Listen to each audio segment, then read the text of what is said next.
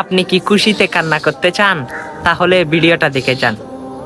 আল্লাহ বলে, হে বান্দা, তুই যতই নামাজ পড় আমি কবুল করব না, তুই যত সিজদা কর আমি কবুল করব না। তখন ওই বান্দা বলে আলহামদুলিল্লাহ। তখন আল্লাহ বলে, কিরে, তোর ইবাদত আমি কবুল করব না বলছি, তুই আলহামদুলিল্লাহ কেন বললি? তখন আল্লাহ বলে, এই বান্দা যা, তুই জাহান্নামে যা। তখন ওই বান্দা বলে আলহামদুলিল্লাহ। তখন আল্লাহ বলে, কিরে, আমি তোকে জাহান্নামে যাইতে বললাম, তুই বলস আলহামদুলিল্লাহ, ব্যাপার কি? তখন ওই বান্দা বলে, আল্লাহ, জান্নাতও আপনার, জাহান্নামও আপনার, এখন আপনি যেটাই দিয়েছেন সেটার জন্য আপনার শুকরিয়া আদায় করতেছি, আলহামদুলিল্লাহ। তখন আল্লাহ বলে, বান্দা, তুই কি জানোস না জাহান্নামের আগুন কত কষ্টকর? সেখানে তুই কষ্ট পাবি, তুই অনেক কষ্ট পাবি।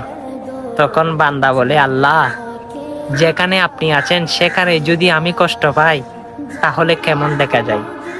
আমি জানি মায়ের কুল থেকে যদি সন্তান কোনো জায়গায় পড়ে যায় তখন মা যেভাবে কষ্ট পায়, আপনি তো আমার রব, জানি আমি জাহান্নামে পড়ার সাথে সাথে আপনি কষ্ট পাবেন।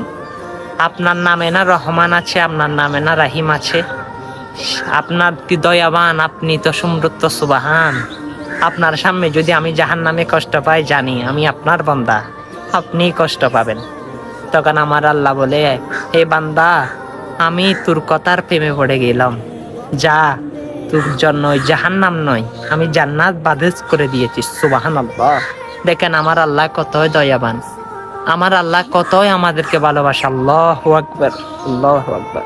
ইয়া রব, জানি আপনি হাসরের ময়দানে নাজাতের ফয়সালা করবেন আমাদের জন্য। কি আঙ্গুলে ব্যথা? ভিডিওটা অন্যের কাছে পৌঁছে দেন না। ভালোবাসার টানে খুশি হয়ে তো আপনি পৌঁছে দিতে পারেন, অনেক মানুষ আপনার কারণে সুন্দর কাহিনীগুলো শুনবে। আল্লাহু আকবার, আমিন।